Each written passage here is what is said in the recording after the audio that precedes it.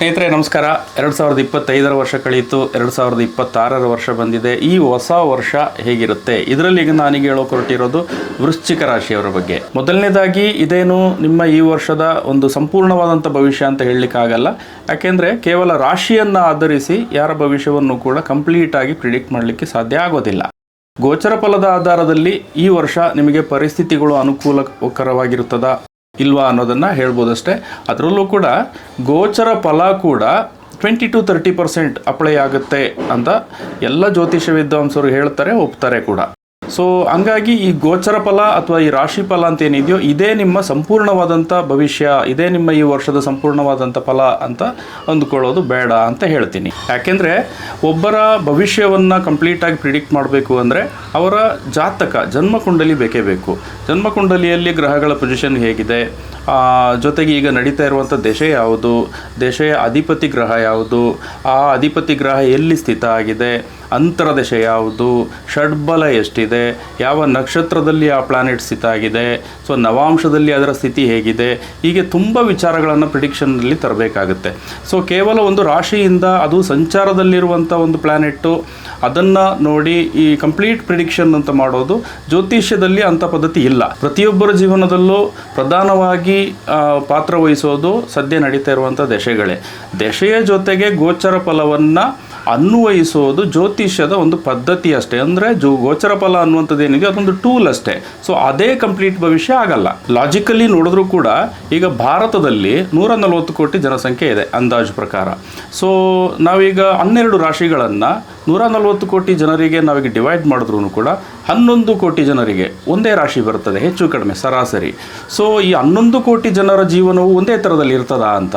So ಹಂಗಾಗಿ ಈ ರಾಶಿಯಿಂದ ನೋಡುವಂಥ ಅಥವಾ ರಾಶಿಯಿಂದ ಹೇಳುವಂಥ ಪ್ರಿಡಿಕ್ಷನ್ನು ಇದು ಕಂಪ್ಲೀಟ್ ಪ್ರಿಡಿಕ್ಷನ್ ಆಗಲಿಕ್ಕೆ ಸಾಧ್ಯ ಇಲ್ಲ. ಇನ್ನು 2026ರಲ್ಲಿ ಗೋಚರ ಫಲ ಹೇಗಿದೆ ಅಂತ ನೋಡೋದಾದರೆ ಇಲ್ಲಿ ಪ್ರಧಾನವಾಗಿ 2 ಗ್ರಹಗಳನ್ನು ತಗೊಳ್ಳಲಾಗುತ್ತೆ, ಒಂದು ಶನಿ ಮತ್ತೊಂದು ಗುರು. ಸೊ ಉಳಿದ ಗ್ರಹಗಳು ಪ್ರತಿ ತಿಂಗಳು ಬದಲಾಗುತ್ತೆ, ಕೆಲವೊಂದು ಪ್ಲಾನೆಟ್ಸು 1.5 ತಿಂಗಳು ತಗೊಳ್ಳುತ್ತೆ. ಸೊ ಇದನ್ನು ನಾವು ವಾರ್ಷಿಕ ಫಲಕ್ಕೆ ಅಪ್ಲೈ ಮಾಡಲಿಕ್ಕೆ ಸಾಧ್ಯ ಇಲ್ಲ. ಸದ್ಯ ಈಗ ಶನಿ, ಇದರಲ್ಲಿ ಈಗ ಶನಿ ತಗೊಂಡ್ರೆ ಶನಿ ಬಂದು ಮೀನರಾಶಿಯಲ್ಲಿದೆ, ಈ ವರ್ಷಾಂತ್ಯದವರೆಗೂ ಕೂಡ ಮೀನರಾಶಿಯಲ್ಲೇ ಇರ್ತದೆ. ಇನ್ನು ವೃಶ್ಚಿಕ ರಾಶಿಯವರಿಗೆ ಶನಿ ಬಂದು ಪಂಚಮ ಸ್ಥಾನದಲ್ಲಿದೆ.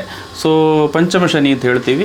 ಸೊ ಪಂಚಮ ಸ್ಥಾನದಲ್ಲಿರುವಂಥ ಶನಿಯ ಪೊಸಿಷನ್ ಏನಿದೆ ಇದು ಪಾಸಿಟಿವ್ ಅಲ್ಲ, ಹಾಗಂತ ಇದೇನು ತೀರಾ ನೆಗೆಟಿವ್ ಕೂಡ ಅಲ್ಲ. ದಶೆಯ ಆಧಾರದಲ್ಲಿ ಇದರ ಫಲಗಳು ಡಿಸೈಡ್ ಆಗುತ್ತೆ. ಸೊ ದಶೆ ಚೆನ್ನಾಗಿತ್ತು ಅಂದರೆ ಪಂಚಮ ಶನಿಯಿಂದ ತುಂಬ ಸಮಸ್ಯೆ ಏನು ಇರೋದಿಲ್ಲ. ದಶೆ ಚೆನ್ನಾಗಿಲ್ಲ ಅಂದರೆ ಈ ಪಂಚಮ ಶನಿಯಿಂದನೂ ಕೆಲವೊಂದು ನಿಮಗೆ ಮಾನಸಿಕ ಚಿಂತೆ, ಮಕ್ಕಳ ವಿಚಾರದಲ್ಲಿ ಕೆಲವೊಂದು ಚಿಂತೆ, ಸೊ ಸರಿಯಾಗಿ ಅಂದರೆ ನಿಮ್ಮ ಆಲೋಚನೆಗಳು ಸರಿಯಾಗಿ ಕಾರ್ಯರೂಪಕ್ಕೆ ಇಳಿಯದೇ ಇರೋದು, ಇಂಥದ್ದೆಲ್ಲ ಕೆಲವೊಂದು ಸಮಸ್ಯೆಗಳು ಬರ್ಬೋದು. ಇನ್ನು ಗುರುವಿನ ವಿಚಾರಕ್ಕೆ ಬರೋದಾದರೆ ವೃಶ್ಚಿಕ ರಾಶಿಯವರಿಗೆ ಈ ವರ್ಷ ಜೂನ್ವರೆಗೂ ಕೂಡ ಗುರುಬಲ ಇರೋದಿಲ್ಲ. ಗುರು ಅಷ್ಟಮ ಸ್ಥಾನದಲ್ಲಿದೆ. ಸೊ ಇದು ನೆಗೆಟಿವ್ ಪೊಸಿಷನ್ ಆಗಿರ್ತದೆ. ಆದರೆ ಜೂನ್ ನಂತರ ಇದು ಕಟಕ ರಾಶಿಗೆ ಪ್ರವೇಶ ಮಾಡಿದಾಗ ಇದು ಗುರುಬಲ ಬಂದಂಗೆ ಆಗುತ್ತೆ. ಇದು ನವಮ ಸ್ಥಾನ ಆಗಿರೋದ್ರಿಂದಾಗಿ ಬೆಸ್ಟ್ ಪೊಸಿಷನ್ ಕೂಡ ಹೌದು. ಗುರುಗೆ ಸಂಬಂಧಪಟ್ಟಂತೆ ಗೋಚರ ಫಲದಲ್ಲಿ ಇದು ಅತ್ಯುತ್ತಮವಾದಂಥ ಪೊಸಿಷನ್. ಸೊ ಹಂಗಾಗಿ ಜೂನ್ ನಂತರ ಪರಿಸ್ಥಿತಿಗಳು ಅನುಕೂಲಕರವಾಗಿರ್ತದೆ ಅಂತ ಹೇಳ್ಬೋದು. ಸೊ ದಶೆಯು ಚೆನ್ನಾಗಿತ್ತು ಅಂದರೆ ಉತ್ತಮ ಫಲವನ್ನೇ ನಿರೀಕ್ಷೆ ಮಾಡಲಿಕ್ಕೆ ಸಾಧ್ಯ ಇದೆ. ಇನ್ನು ರಾಹುಕೇತು 1.5 ವರ್ಷಗಳಿಗೊಂದ್ಸಲ ರಾಶಿ ಬದಲಾವಣೆ ಮಾಡುವಂಥ ಗ್ರಹಗಳು.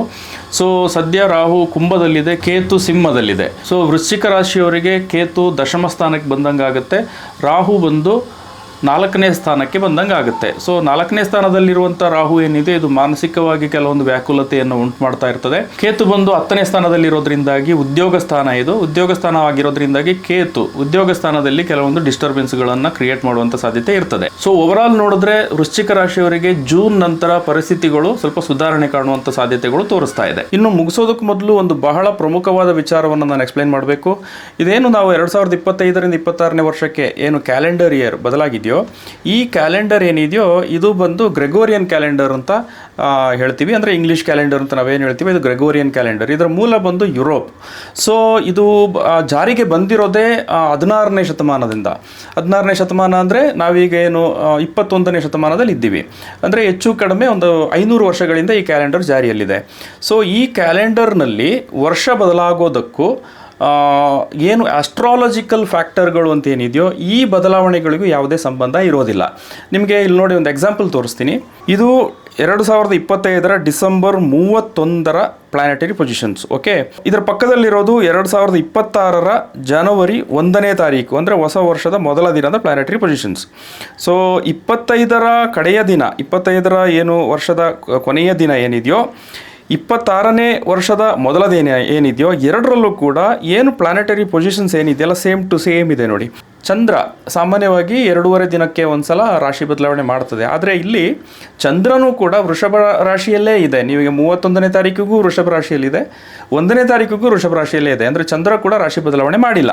ಸೊ ನಾವು ಫಾಲೋ ಮಾಡ್ತಾ ಇರುವಂಥ ಇಂಗ್ಲೀಷ್ ಕ್ಯಾಲೆಂಡರ್ಗೂ ಈ ಆಸ್ಟ್ರಾಲಜಿಕಲ್ ಫ್ಯಾಕ್ಟರ್ಗಳಿಗೂ ಏನು ಬದಲಾವಣೆ ಅನ್ನೋದೇನಿದೆಯೋ ಅದಕ್ಕೂ ಸಂಬಂಧ ಇಲ್ಲ ಅನ್ನೋದು ನಿಮ್ಗೆ ಇಲ್ಲೇ ಗೊತ್ತಾಗ್ತಾ ಇದೆ. ಜ್ಯೋತಿಷ್ಯದಲ್ಲಿ ಸಾಮಾನ್ಯವಾಗಿ ಫಾಲೋ ಮಾಡೋದು ನಮ್ಮ ಭಾರತೀಯ ಪಂಚಾಂಗವನ್ನು. ಭಾರತೀಯ ಪಂಚಾಂಗದಲ್ಲಿ ಆ್ಯಕ್ಚುಲಿ ತಿಥಿಗಳು, ನಕ್ಷತ್ರಗಳು ಇಂಥದ್ದೆಲ್ಲ ಬದಲಾವಣೆ ಆದಾಗಲೇ ವರ್ಷ, ತಿಂಗಳು, ದಿನ ಅಂತ ಬದಲಾಗೋದು. ನಾನು ಆಗಲೇ ಹೇಳ್ದಂಗೆ ಏನು ನಮ್ಮ ಇಂಗ್ಲೀಷ್ ಕ್ಯಾಲೆಂಡರ್ ಜಾರಿಗೆ ಬಂತೋ ಇದಕ್ಕೂ ತುಂಬ ಶತಮಾನಗಳ ಹಿಂದಿನಿಂದನೇ ಭಾರತದಲ್ಲಿ ಜ್ಯೋತಿಷ್ಯ ಇದೆ. ಸೊ ಈ ಜ್ಯೋತಿಷ್ಯ ಬಂದು ಆವಾಗಲಿಂದನೂ ಫಾಲೋ ಮಾಡ್ತಾ ಬಂದಿರೋದು ಏನು ತಿಥಿ ನಕ್ಷತ್ರಗಳ ಬದಲಾವಣೆ ಅಂತ ಏನಿದೆಯೋ ಇದರ ಆಧಾರದಲ್ಲಿರುವಂಥ ಭಾರತೀಯ ಪಂಚಾಂಗವನ್ನು.